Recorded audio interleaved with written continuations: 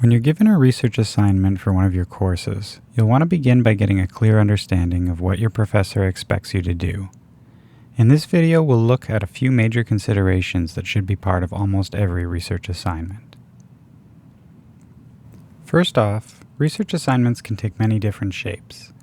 Here's a short list of possible types of research assignments. The distinction between these should be clear to you before you begin your work. The approach you take to writing a research paper will be different from creating an annotated bibliography or an argumentative essay. If the type of assignment is unclear, it's a good idea to talk to your professor about it, either in class or during office hours. I'll provide a link in the description with some summaries for different types of research assignments. What all research assignments have in common is they require you to use external sources of information to support your conclusions. When you first begin doing research, you'll rely on books, articles, websites, videos, and other formats to learn and understand your topic. As you gain more experience and expertise, you may use original research methodologies like surveys, interviews, or experiments. But for now, your focus will likely be on finding good sources to help you demonstrate your learning about a particular topic or question. So what are the most important things to focus on when you're doing a research assignment? This depends on the specific details of the assignment.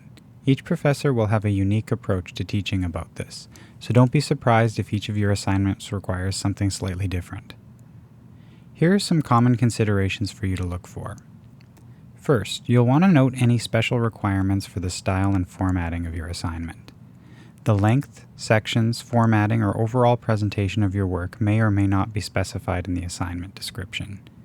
You may also be required to use an established academic style like MLA, APA, or Chicago for formatting your document and citing your sources. If you're given one of these styles, you will be expected to follow the guidelines exactly. For example, this research essay assignment must be 4 to 5 pages double-spaced, be formatted in MLA style, have a formal style and structure, and follow a few other specifications. I recommend writing out these requirements as a checklist to verify that you're doing things as expected.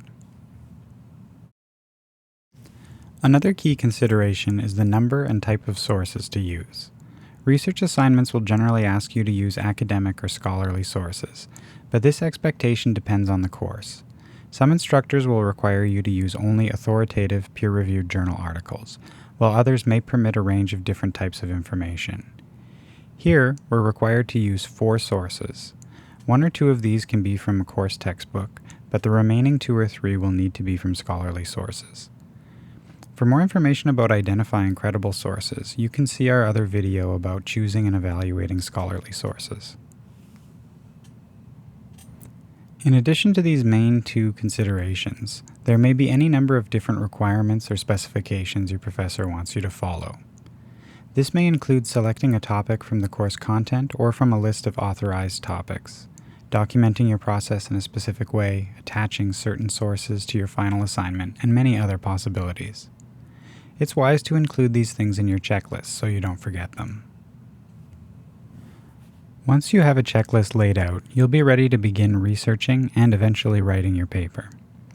The steps in this process will be explored in our other videos, so please feel free to check them out. If you have any questions related to this or other aspects of library research, please don't hesitate to reach out to the library. We're always eager to help students succeed with their research assignments.